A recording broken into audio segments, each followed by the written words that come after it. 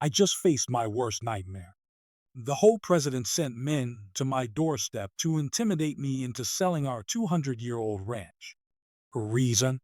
She said they needed it for an access road to their next shiny, overpriced subdivision. But here's the part she didn't expect. The only thing that got tested that night was how fast her men could hit the floor. Let me start from the beginning. It was a quiet evening, the kind of peace you don't realize you've taken for granted until someone comes to rip it away. My wife was reading in the living room, our dog curled up at her feet, and I was at the kitchen table going through the day's mail. That's when I saw it. A letter from the Hoe, stamped in bold, formal lettering. I almost tossed it aside like all the other useless notices about paint colors or lawn heights. But this one had my name in thicker ink, heavier than usual, as if the paper itself knew it carried bad news. I opened it, and in just 2 sentences, my heart sank. You are hereby instructed to vacate your property within 30 days. This land has been designated for redevelopment. Redevelopment. That was their polite word for stealing. It went on to explain, no, to inform me, that my home, my family's ranch, standing for 2 centuries, was in the way of a new luxury housing project. They wanted an access road for the new subdivision, and my ranch was in their path. I remember staring at the paper for a long moment, not even reading the rest. My hands tightened around it. The words blurred. I could hear my own pulse in my ears. This wasn't just property. This was the land my grandfather had fought to keep. The barn where I'd spent every summer as a kid. The porch where my parents had sat during every July 4th fireworks show. This wasn't dirt and wood. It was history. And now, some power-hungry Ho president thought she could erase all of that with a single letter. I called her. Straight away. She didn't even try to deny it. Yes, I sent it, she said, her tone like someone discussing a change in landscaping. We've already approved the subdivision plans. We need that land. You can either take our offer or... She paused. And in that pause, I could almost hear the smirk through the phone. We'll have to find other ways to convince you. She hung up before I could answer. That other way showed up 2 nights later. I was locking up for the night when I heard footsteps on the gravel outside. Not the casual sound of a neighbor walking their dog. This was heavier, purposeful. 3 figures approached from the darkness, stopping right at my porch.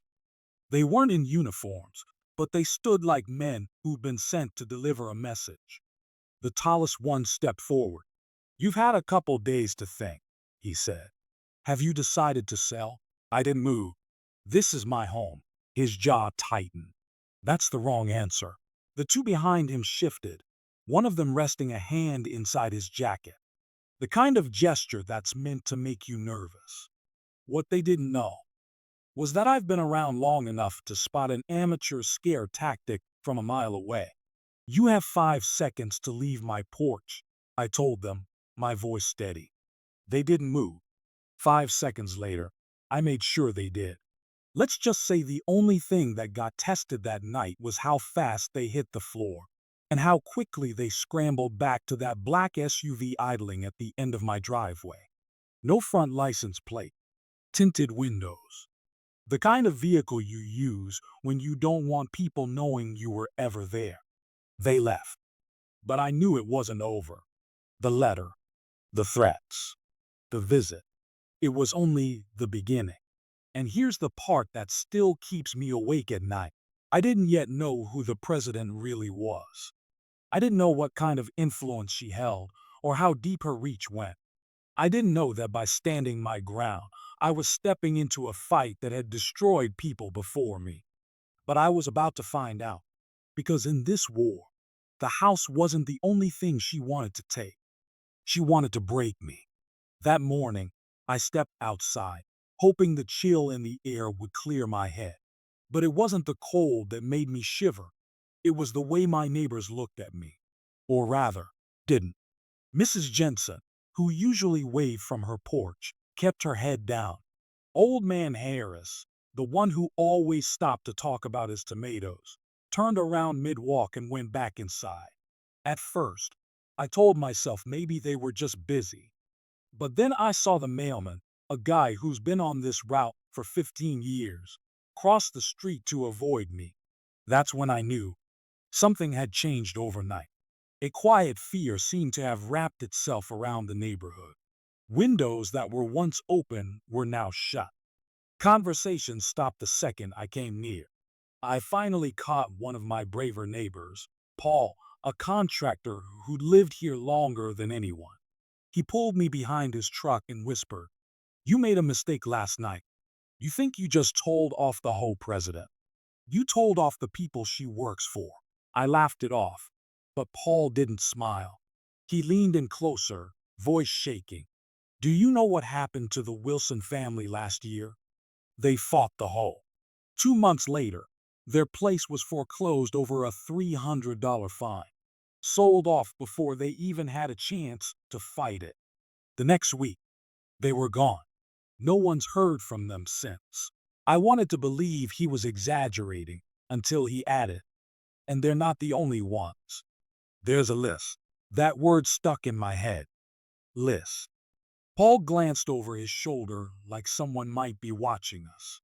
"If your name is on it, you don't get to win. You don't get to keep your home. You don't even get to walk away clean." It sounded paranoid. Until I realized that every single house he pointed to, 4 in total, was now either abandoned or owned by someone I'd never met before. By that afternoon, my phone started blowing up with strange calls. Some were wrong numbers.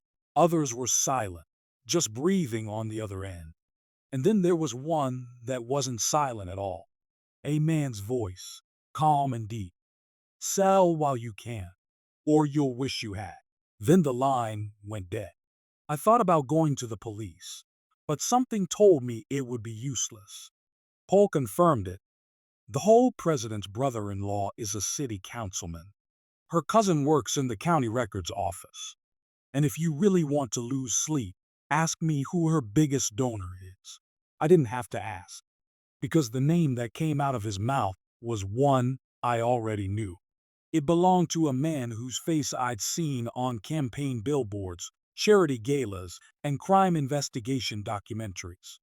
A man known for building entire neighborhoods and bulldozing anything in his way, legally or otherwise. That night, I didn't sleep.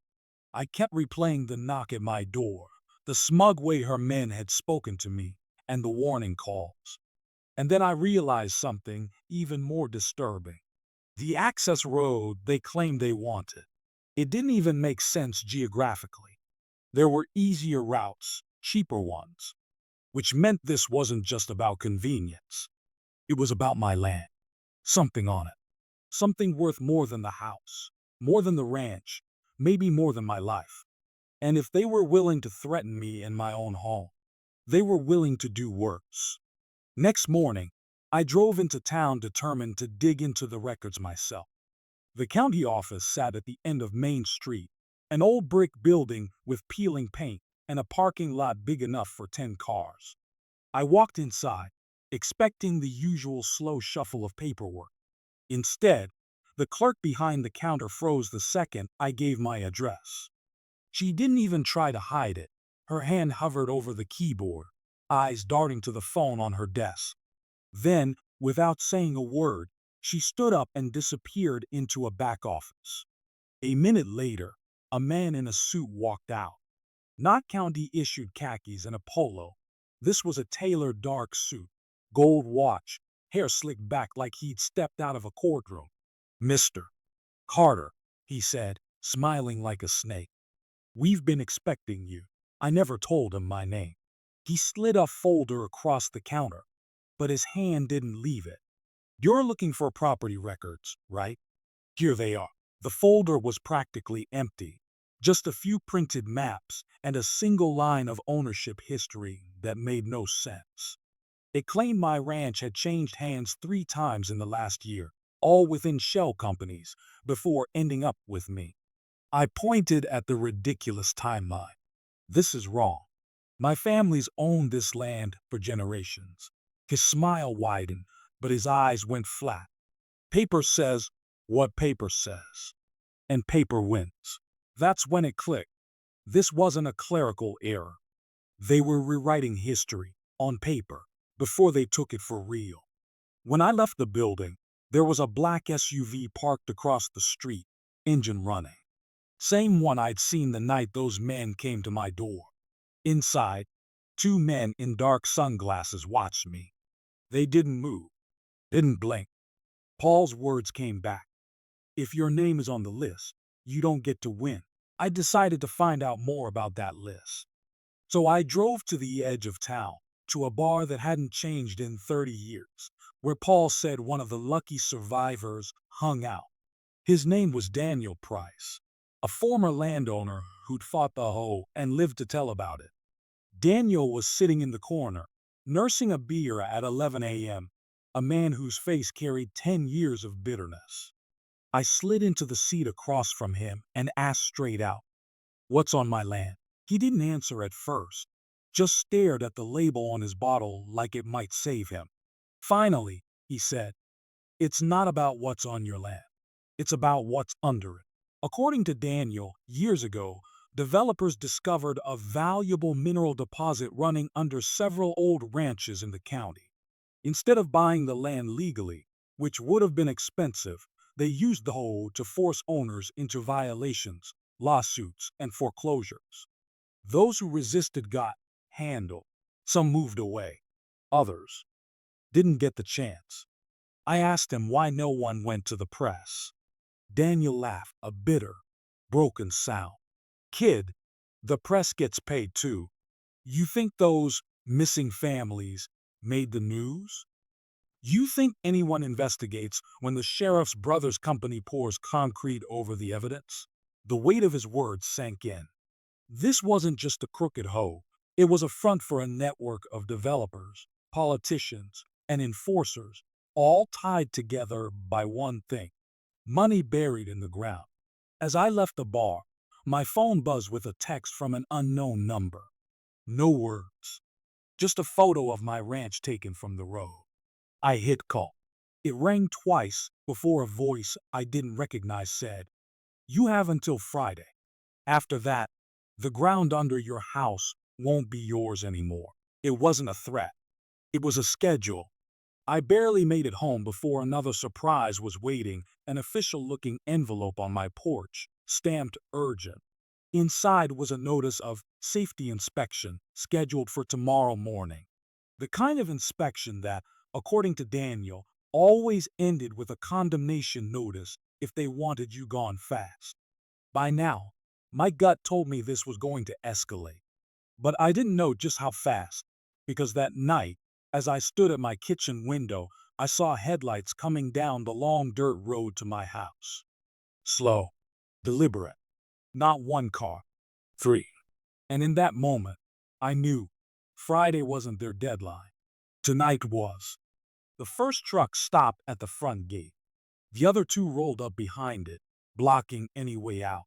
Their headlights cut through the dark like search beams, blinding me as I stood there in my kitchen. Three men climbed out of the first truck. One carried a clipboard, probably the inspector.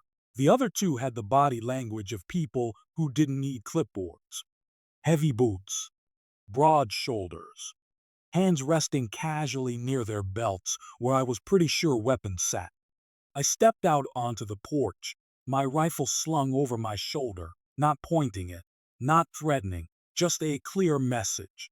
You're not walking in uninvited. The man with the clipboard smiled like we were neighbors. Evening. Here for the scheduled inspection. It's 11 at night, I said flatly.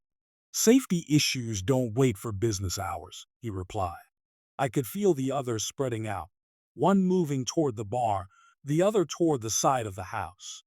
They weren't here to check safety. They were here to find, or plant, something they could use against me. Before I could speak again, the one by the barn yanked a flashlight and started shining it inside. "Hey, private property," I shouted, stepping off the porch. That's when the clipboard guy raised a hand. Easy, he said. We're just making sure your structures meet county code. Wouldn't want any accidents. That word hung in the air like a loaded gun. I told them to get off my land unless they had a warrant. The one near the side of the house didn't stop walking. That's when I heard the snap of my fence line breaking. I spun around just in time to see a fourth vehicle, one I hadn't noticed before, pulling into my pasture. Its high beams swept across the grass, illuminating something being dropped from the back. Stacks of rusted barrels, the kind you'd see in hazmat warnings. It hit me. They were planting evidence of environmental hazards. One photo of those barrels on my property and the county could condemn the ranch overnight. I ran toward them, but the man from the barn stepped into my path, his hand now clearly gripping the handle of a holstered pistol. You really don't want to do that, he said. From behind me, clipboard guy's voice was calm, almost friendly. Mr. Carter, we can make this easy. Sign the transfer paperwork tonight, and none of this ever happened. You can walk away clean. A rehook punched through my head right then. If they were willing to fake barrels and break in at night, what else had they done to other people before me? I didn't answer. I just kept staring at those barrels, and something in me snapped. I told him if they didn't leave in 30 seconds, I'd make sure the sheriff and every neighbor in a 5-mile radius knew exactly who was trespassing. Clipboard guy laughed. Sheriff's already on our side. And that was the moment I realized this wasn't just my fight anymore. Because over his shoulder, in the distance, I saw headlights, another vehicle coming fast down my road. But this time, I recognized it. It was Daniel Price. And judging by the shotgun on the rack behind his seat, he wasn't here for a friendly visit. Daniel's truck barreled down the dirt road, headlights bouncing with every rut, dust trailing behind him like a storm cloud. The goons on my property stiffened. Clipboard guy's smirk faded just a little. They knew Daniel's reputation. Everyone in the county did. I stepped toward the barrels, but the man with the pistol shifted, ready to block me again. That's when Daniel killed his engine, stepped out, and the sound of a shotgun being pumped sliced through the cold night air. Evening, gentlemen, Daniel said, voice slow, like he had all the time in the world. Funny seeing y'all here after dark. Bit unusual for a county inspection, ain't it? Nobody answered. Clipboard guy tried to play it cool. We're just ensuring property safety. Daniel cut him off. That right? 'Cause it looks to me like you're planting something that don't belong here. He nodded toward the barrels. One of the men moved to stand between Daniel and the pasture, but Daniel's eyes didn't leave Clipboard guy. I think real hard about your next move. I've got my phone in my pocket, and every second I'm not dialing the sheriff is me being polite. Clipboard guy chuckled under his breath. The sheriff works with us. Daniel grinned. Oh, I ain't calling him. I'm calling Channel 8 and the Tribune and the State Environmental Board. That landed like a brick. The men froze for just a fraction of a second, but I caught it. They weren't ready for exposure. They were ready for intimidation. Two very different fights. A rehook burned in my mind. If they were this scared of a phone call, what skeletons were rattling around in their closet? Daniel took another slow step forward, forcing them to decide. One of the men backed off toward his truck, muttering something I couldn't hear. Clipboard guy finally dropped the act. This isn't over, he said. You're making a mistake. No, I told him. The mistake was thinking you could get away with this without someone fighting back. They left in a hurry. No paperwork signed. No barrels taken. They just drove off, tires spinning in the dirt, taillights vanishing into the darkness. But the fight was far from over. The next morning, Daniel showed up again, this time with his cousin, a freelance photographer. She took 100 photos of the barrels, the broken fence, the tire tracks. By noon, those images were in the inbox of 3 local reporters and a state environmental investigator. 2 days later, the HOA president, Linda Rhodes, got an unexpected visit from that same investigator. And here's the funny part. She tried to flip the script, claiming I had been storing illegal waste for years. It might have worked if Daniel's cousin hadn't sent the reporter a time-stamped video of the barrels being dropped off at my place in the dead of night. By Friday, the story hit the local news. Homeowner accuses O of intimidation, evidence planting. Phone started ringing. Neighbors I hadn't spoken to in years were suddenly driving by, waving, asking if the rumors were true. Some of them told me their own run-ins with the HOA, fines for imaginary violations, anonymous complaints that somehow always led to forced sales. The pressure started to shift. The county commissioner's office announced they were looking into allegations of misconduct.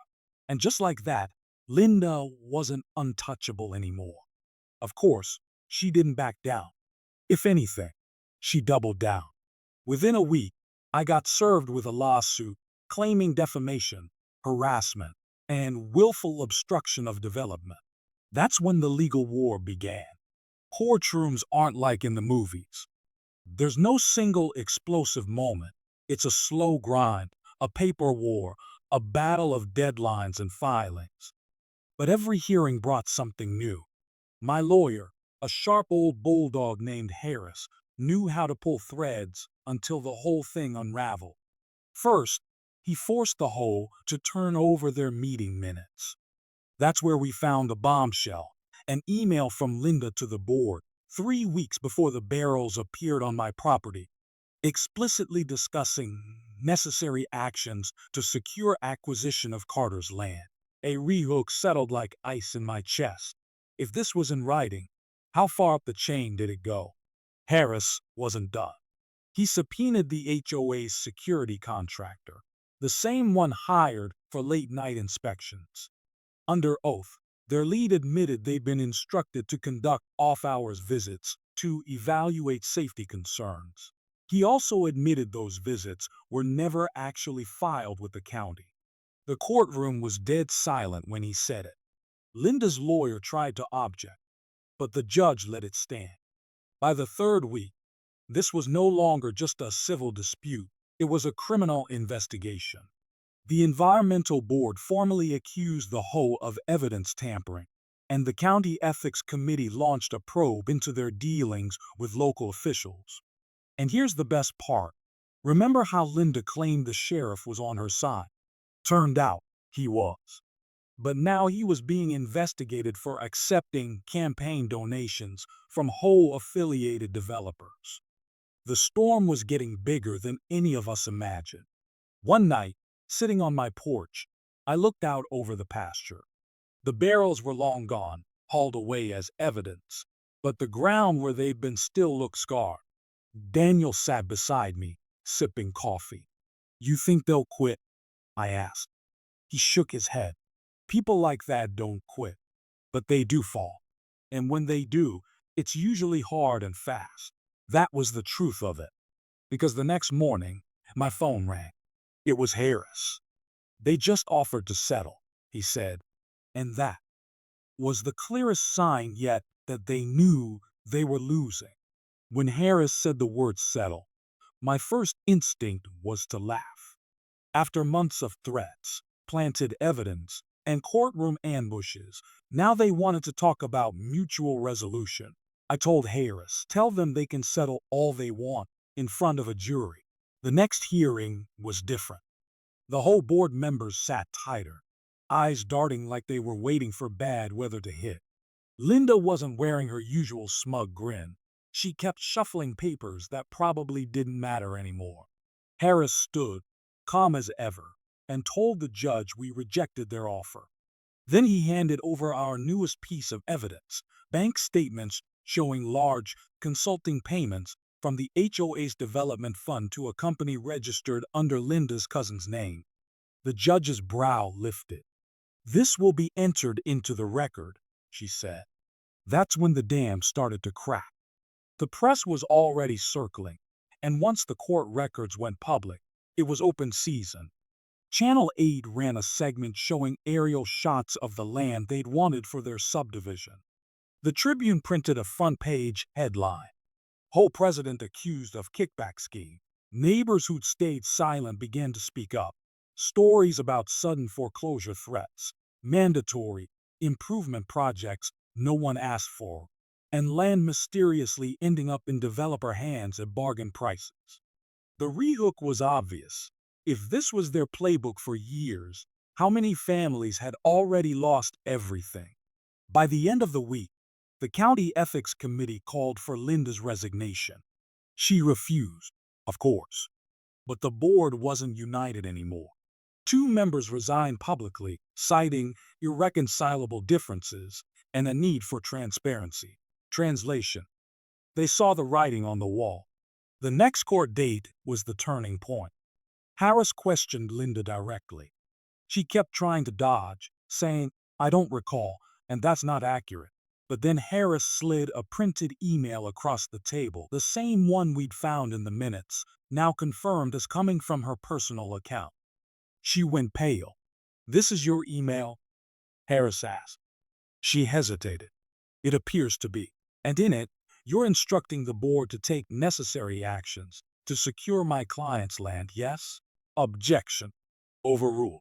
"Yes," she said finally, barely above a whisper. The room stayed quiet for a long moment. Harris didn't need to say more.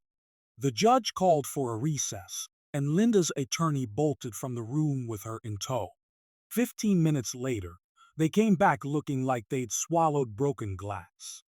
They were ready to settle again.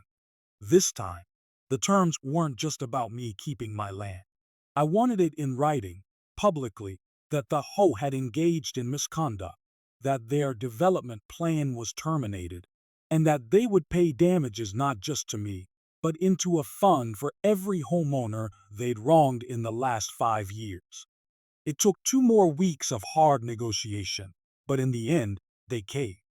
The day the agreement was signed, I stood on my porch with Daniel, looking out over the ranch.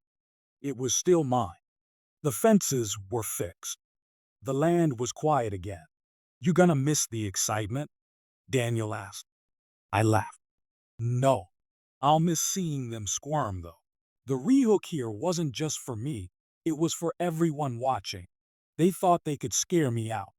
They forgot some of us fight until the last nail is in their coffin." The story went statewide after that.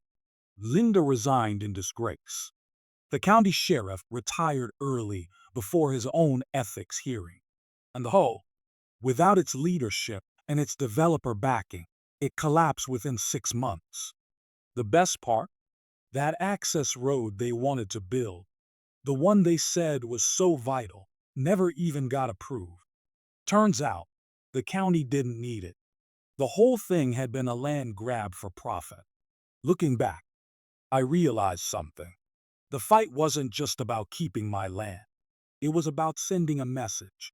Some people will push until you push back harder. And when you do, you win.